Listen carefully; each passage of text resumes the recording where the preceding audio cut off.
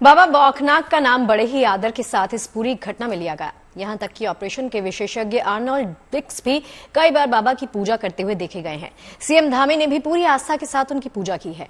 तो चलिए आपको बताते हैं आखिर बाबा बौखनाग है कौन, उनको लेकर स्थानीय लोगों में इतनी आस्था क्यों है।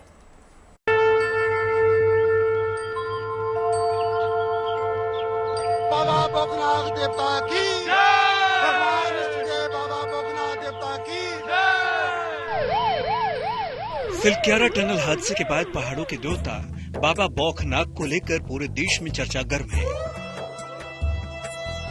17 दिन के घटनाक्रम में जिस तरह से टर्न एंड ट्विस्ट आए, उसने अनेश्वरवादियों को भी बाबा बौखनाग की अदृश्य शक्ति के बारे में चिंतन मंथन करने को विवश कर दिया। दरअसल 16 दिन के मैराथन प्रयास के बाद जब कामयाबी नहीं मिली तो एक समय ऐसा आया जब पूरा सरकारी अमला विवश नजर आने लगा। बेबसी के इसी आलम में आखिरी उम्मीद के तौर पर टनल के बाहर बाबा बौखनाग का अस्थायी मंदिर बनाया गया।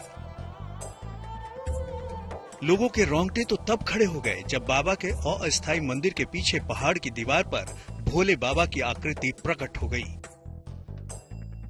अस्थायी मंदिर बनाकर बाबा की पूजा आराधना करते ही शुभ लक्षण प्रकट होने लगे और आखिरकार रेस्क्यू टीम को रैट माइनर की मदद से अप्रत्याशित कामयाबी मिल गई।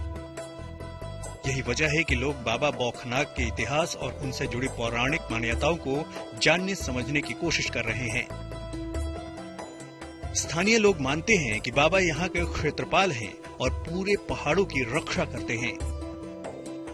बाबा के बारे में मान्यता यह है कि भगवान कृष्ण का ही एक रूप है जो यहाँ सबसे पहले एक नाग के रूप में प्रकट हुए थे। बौखनाग की मान्यता कुछ नहीं, शिव है ऊपर, वो पत्थर का एक शिवलिंग है, सबसे मेन जो पुरानी धात है, और कृष्ण रूप में उसको माना जाता है। कृष्ण रूप में माना जाता है। कहने की जरूरत नहीं है कि स्थानीय लोग बाबा बौखनाग को भगवान कृष्ण का रूप मानते हैं। उत्तरकाशी के राड़ी टॉप में बौखनाग देवता का एक मंदिर भी है। स्थानीय मान्यताओं के मुताबिक जिस स्थान पर बाबा नाग के रूप में प्रकट हुए थे, वहां हर साल मेला लगता है। उत्तराखंड में बाबा को पहाड़ों का रक्षक भी माना जाता है। कहा जाता है कि उत्तरकाशी में जब कोई टनल बनता है तो सबसे पहले उसके मुहाने पर बाबा बौखनाग का मंदिर स्थापित कर दिया जाता है।